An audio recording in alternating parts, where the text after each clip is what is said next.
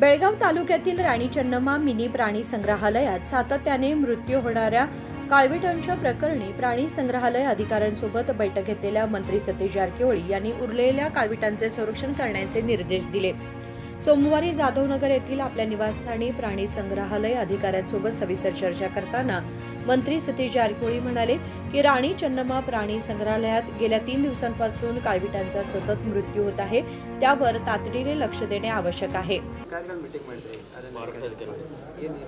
ಯಾವ ಅಧಿಕಾರಿ ಫಾರೆಸ್ಟ್ನವರು ಹೋಗಿದ್ದಾರೆ, ಅವ್ರು ನೋಡ್ಕೊಂಡು ಬರ್ಲಿಕ್ಕೆ ಚೇರ್ಮನ್ ಹೋಗಿದ್ದಾರೆ, ಅಧಿಕಾರಿಗಳಿಗೆ ಹೇಳಿದೀವಿ, ಬಂದ್ಮ್ಯಾಗ ಅವರು ಇನ್ನೂ ರಿಪೋರ್ಟ್ ಬರ್ಬೇಕ್ರಿ। ಅದು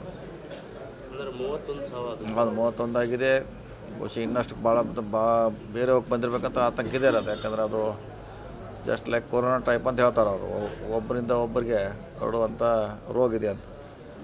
ಸೊ ಅದಕ್ಕೆ ನೋಡಿ ನೀವು ಅವ್ರು ಹೋಗಿ ಬಂದ್ಮೇಲೆ ಮತ್ತು ನಮ್ಮ ಬಣ್ಣಾರ್ಘಟ್ಟ ಅಲ್ಲಿಂದ ಬೆಂಗಳೂರಿಂದ ಕೂಡ ಎಕ್ಸ್ಪರ್ಟ್ ಬಂದಿದ್ದಾರೆ ಡಾಕ್ಟ್ರು, ಅವ್ರು ರಿಪೋರ್ಟ್ ಕೊಟ್ಟ ಮೇಲೆ ಮುಂದೆ ಏನು ಸರ್ಕಾರ ಮಾಡಬೇಕು, ಜಿಲ್ಲಾಡಳಿತ ಏನು ಮಾಡಬೇಕು ಅಂತ ನೆಕ್ಸ್ಟ್ ಸ್ಟೆಪ್।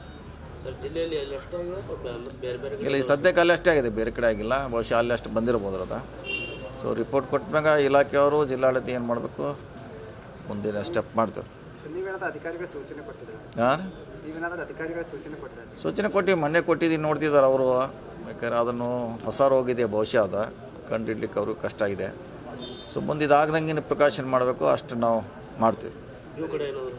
आम्ही होते ना ಈಗ ಅವರು ಅದಕ್ಕೆ अध्यक्ष ಬಂದು ಹೇಳಿದ್ಮೇಲೆ सायंकाल ನಾನು ಹೋಗ್ತೀನಿ। मी आधीच अधिकाऱ्यांना सूचना दिल्या आहेत की हा नवीन आजार आहे आणि शोधणे कठीण आहे। प्राणी संग्रहालय प्राधिकरणाचे अध्यक्ष भेट दिल्यानंतर आज संध्याकाळी मीही प्राणी संग्रहालयात जाणार आहे असे ते म्हणाले। विनोद कोलकार, KMM मराठी, बेळगाव।